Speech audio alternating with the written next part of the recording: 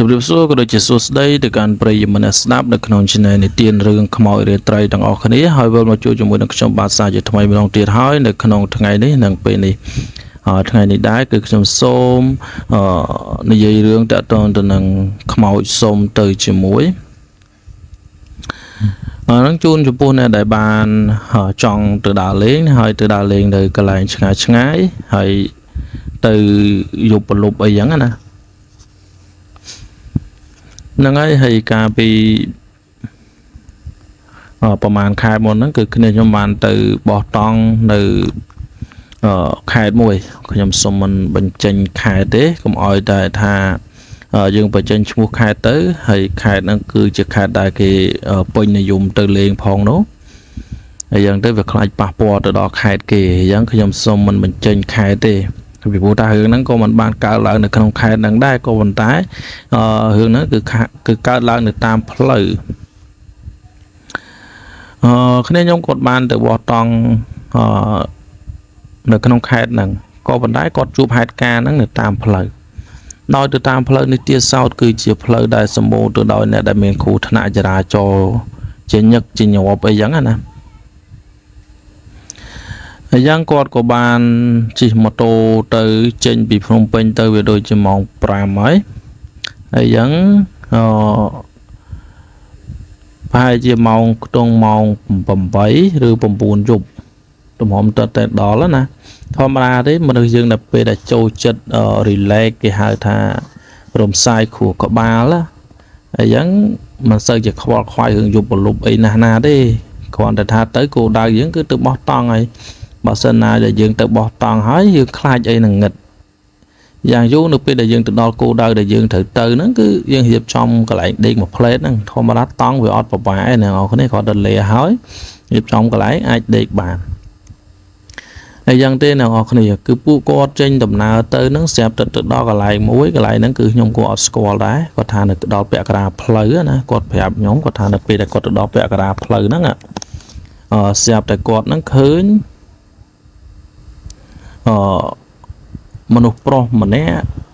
វ័យរៀងចំទង់ដែរហើយវ័យរៀងចំទង់ហ្នឹងស្រាប់តែដើរដោយដូចលក្ខណៈថា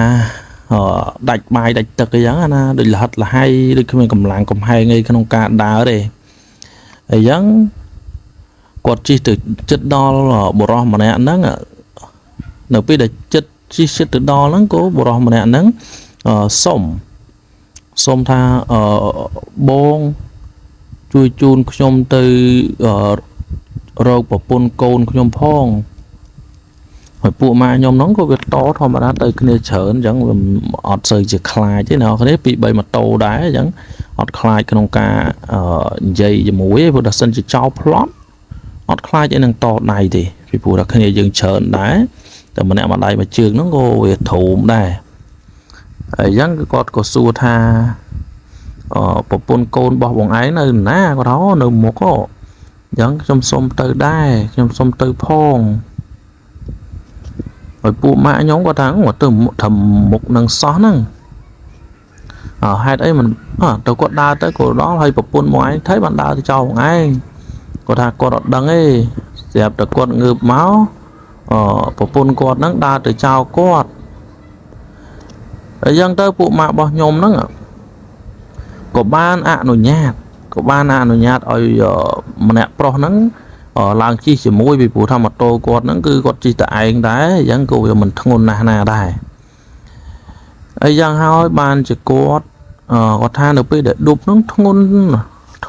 មែនតើធ្ងន់ដូចដឹកមនុស្ស 2-3 នាក់អីចឹងគាត់ថាបងឯងហូបអីធ្ងន់គីឡូប្រហែលធ្ងន់ម៉េះហើយម្នាក់ប្រុសហ្នឹងក៏មិនបានជាតបតអីជាមួយនឹងពួកម៉ាក់ខ្ញុំដែរគឺគាត់តែសើចដូចជាការអស់សំណើចអីចឹងណាដល់ពេលពួកម៉ាក់ខ្ញុំគាត់ជិះទៅស្រាប់តែម៉ូតូហ្នឹងវាស្រាលគាត់ឆ្ងល់ថាបងឯងមុនធ្ងន់ឥឡូវមិនក៏ស្រាលម៉េះនៅអស់គ្នាហើយសឹងតែលួសព្រលឹងគាត់ងាកមកក្រោយបាត់បុរសម្នាក់ហ្នឹងបុរសដែលកំពុងតែជិះហ្នឹងណាគឺបាត់ khơi nhầm mô tô chi tại ngay rằng thế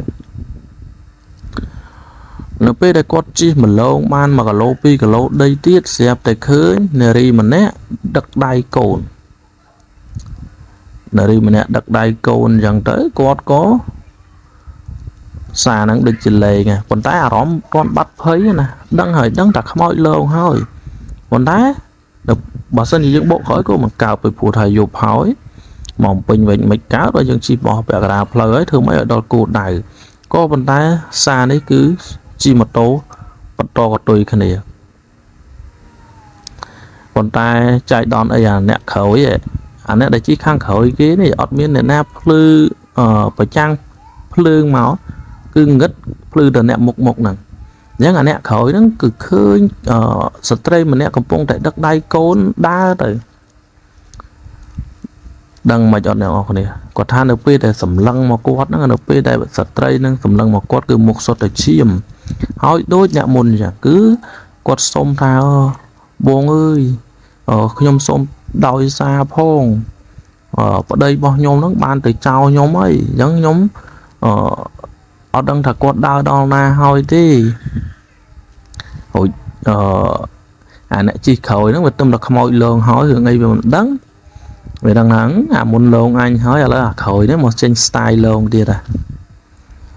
cái tớ phụ mạc nhưng mà nè nó việc đôi chưa cái giải không mọi lông đây mà đâu cứ về từ đó na cứ không mọi lông đó tận năng nó bên nó về lấy tổ vậy về lấy tổ cho mùi năng nè xây đằng tia đây vì phụ ta thôi mà ra đấy hơi một số tới chiếm hơi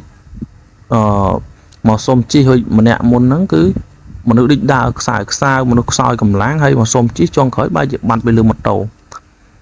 rồi mà tôi có một tập bạc lưới này họ nói tôi lột cho mình đang thành lột cho là việc mệt đây ọt đồ về xa nó ọt tôi xôm chí con tay ọt chi để chí từ hồ chỉ từ hố xẹp tại chỉ từ ban và hai giờ rồi mét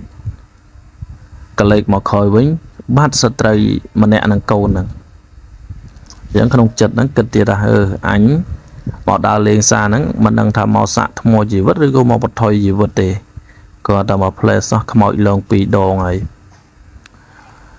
đó bị nắng phụ mạng nhóm cư giờ là ra sĩ tất cả nè chụp cho tinh tực giúp chụp cho tinh tực nữa không có ra sang mũi hơi xẹp tại từ đó còn lại cả sang nữa ạ hồi này đã chạm sang nó có số đấy bồn giúp với bọn anh từ ná nên nhóm có phép tha phụ nhóm từ đào lên từ bó tông từ cả lấy muối nó dần tới có tháng có từ bọn anh hiền màu đá từ lộp phụ nhóm mới tập văn năng từ trên bị thơ ca mà thử ngày ai có thơ ca giống phụ nhóm tay từ từ lên khai đây chụp dân nó nói bồn giống anh em tham ngoài chưa thể hiền màu tài đó tại xa tay plug đây bọn anh gặp bông ở chi màu nó cứ chia cả lại đai chụp một bắt về hai của thân nạn chỉ là chỗ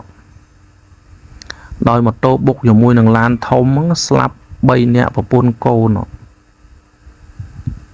còn từ lư dẫn mà nè xô phần này biệt đòi hai tay bàn xô phần này bị phú tha bay nè và pôn cô nó tiếp từ lớn quát hơi thâm mây dẫn ở bộ mạng nhóm cục phép từ nè chạ sang bên tha bon rồi trong luộc phần lưng á bị phú tha đờ bố nó chỉ một chất đo nó cứ hàng vào đây nó mà lâu này ca xôm nhom chi tơi chấm mũi xôm chi đôi xa nhóm của oi chi từ nó bây giờ nhóm oi chi tơi nó xẹp từ du tới một tô nó thôn du tới bao giờ một tô nó xẹp là với nhóm cả lên từ mưa tới xẹp đấy lên khơi mà nụ hưởng của ban bây giờ một tô nhóm tới hỏi đầu bên nhóm chi ban mà cả lô đây nó xẹp tay khơi sợi tray mà nè năng côn sấy mà nè nó đất này cái này đào tam lời hơi đời mục mưa mà nhom nó sốt để chiêm hỏi mà xông nhom chi đài còn tay xa nó cứ nhưng mà oi chi nó bây giờ nhom chi mau ban hai giờ mà rồi mát nhom cả lấy cái khởi với bắt spray hay năng កូនតូចមួយហ្នឹងហុចអ្នកចក្រាសាំងក៏ប្រាប់ថាអូបងឯងហ្នឹងត្រូវខ្មោចលងអញ្ចឹងអូហុចដល់ពេលនងដែរអ្នកនរគ្នាម្នាក់ដេកលេងលក់នរគ្នាអង្គុយនិយាយគ្នាអាំងសាច់ផឹកកាហ្វេអីធម្មតានៅលើកន្លែងបោះតង់ហ្នឹងទៅ